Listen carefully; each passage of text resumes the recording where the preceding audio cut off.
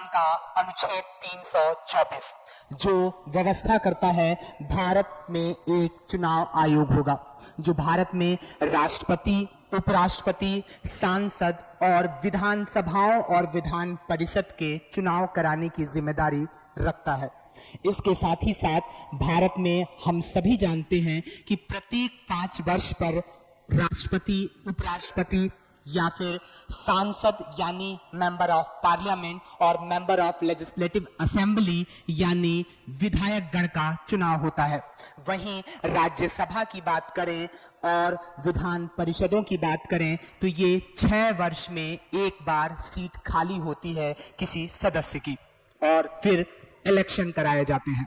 लेकिन बात हो रही है उपचुनाव की, क्योंकि बीते दिनों लगभग 7 सीटों पर चुनाव आयोग ने उपचुनाव कराए, जो चर्चा का विषय बन गया है कि इसमें भारत में नए गठबंधन इंडिया को काफी ज्यादा सीटें मिली हैं, जिसमें उत्तर प्रदेश की घोसी सीट पर सपा के उम्मीदवार बीजेपी के उम्मीदवार को हरा करके विजयी घोषित हुए हैं और सपा के खाते में एक और विधायक की सीट आ गई है। लेकिन बात अब उपचुनाव की, आखिर क्या प्रोविजन है भारत में उपचुनाव का? तो अगर हम बात करें भारत में उपचुनाव को लेकर के तो इसमें लगभग 6 से 7 ऐसी अवस्थाएं हैं, परिस्थिति हैं जिसमें 5 वर्ष पूर्ण होने से पहले चुनाव कराया जाता है। ये 5 वर्ष की अवधि पूर्ण होने से पहले जो चुनाव कराए जा रहे हैं, यही इस चुनाव का नाम हो जाता है उपचुनाव। यहीं से बात आ जाती है उपचुनाव की, और उपचुनाव इसलिए कराए जाते हैं क्योंकि अगर किसी राज्य की विधानसभा का चुनाव 1 साल पहले हुआ है और 4 साल अभी उसमें बचे हैं, लेकिन किसी एक सीट पर कोई दिक्कत आ गई, कोई ऐसी परिस्थिति हो गई कि उसमें वो सीट खाली हो गई है, तो उसके लिए उसे 4 वर्ष का इंतजार नहीं कराया जा सकता। इसीलिए जब दोबारा उस सीट पर चुनाव होता है तो उसे नाम दिया जाता है उपचुनाव का।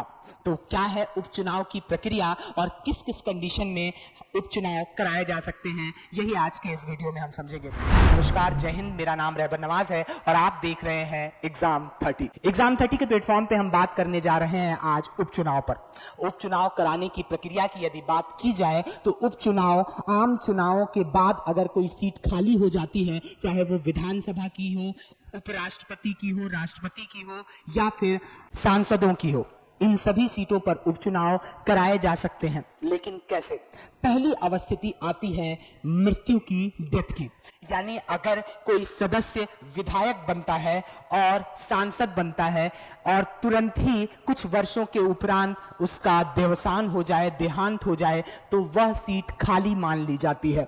और यदि अगला चुनाव होने से 6 महीने से ज्यादा का वक्त है तो भारत का संविधान प्रोविजन करता है कि भारत का चुनाव आयोग जल्द से जल्द उस सीट पर पुनः चुनाव कराए। जैसे प्रधानमंत्री इंदिरा गांधी 1984 में सांसद रहते हुए देवसान कर गए, उसके बाद उस सीट पर उपचुनाव कराए गए थे। इसके साथ ही साथ दूसरी अवस्थिति आती है रिजिग्नेशन की, त्याग पत्र की। अगर कोई सदस्य अभी किसी विधानसभा का सदस्य है या फिर लोकसभा का सदस्य है और किसी कारणों से वो त्याग पत्र दे देता है तो उसकी उस क्षेत्र में सीट खाली मान ली जाती है और फिर जो चुनाव कराए जाते हैं वो उस सीट के लिए उपचुनाव होता है। जैसा कि अभी उत्तर प्रदेश की घोसी विधानसभा में जो दारा सिंह थे, उन्होंने अपना इस्तीफा सौंपा और यह सीट खाली हुई और फिर से चुनाव कराए गए। तीसरी अवस्थिति है 2 वर्ष की आपराधिक सजा का। अगर किसी सदस्य को 2 वर्ष की सजा मिल रही है किसी भी अपराध के लिए, तो उसकी सीट लोकसभा स्पीकर या विधानसभा के अध्यक्ष तत्कालिक रूप से खाली घोषित कर देते हैं। ऐसे मामलों में विधानसभा के अध्यक्ष और लोकसभा के स्पीकर को ही अधिकार होता है सदस्य के 2 साल से ज्यादा सजा मिलने पर अदालतों से जो सजा दी जाती है, तो फिर यही दोनों फैसला लेते हैं। जैसा कि आपने देखा कि गुजरात की एक अदालत ने जब 2 साल की सजा सुनाई मानहानि मामले में राहुल गांधी को, जो कि केरल के वेमनाड के सांसद थे, तो उनकी सदस्यता रद्द कर दी लोकसभा के स्पीकर ओम बिरला ने, और फिर सुप्रीम कोर्ट ने जब रोक लगाई तो पुनः सदस्यता बहाल कर दी गई। अब अगली कंडीशन आती है ऑफिस ऑफ प्रॉफिट की, यानी लाभ के पद की। यानी सांसद रहते, विधायक रहते आप किसी अन्य कंपनी और अन्य विभाग से अन्य पैसा प्राप्त कर रहे हैं जो कि आपके निर्णय लेने की क्षमता में बाधक हो सकता है और स्पष्ट और निष्पक्ष कानून बनाने में आपको रोक सकता है। ऐसे में अगर कोई व्यक्ति सांसद, विधायक या मंत्री रहते किसी दूसरे निगम या फिर दूसरी संस्था से जुड़ा हुआ वहां से लाभ का पद प्राप्त कर रहा है, चाहे वो पैसे से हो या प्रतिष्ठा से हो, तो उसकी सदस्यता रद्द की जा सकती है और फिर उपचुनाव कराए जा सकते हैं। अगली अवस्थिति आती है दो जगह से चुनाव लड़ने की। आपको हम बता दें कि भारत के संविधान में प्रोविजन है कि एक व्यक्ति 2 विधानसभा क्षेत्रों या लोकसभा क्षेत्रों से चुनाव लड़ सकता है।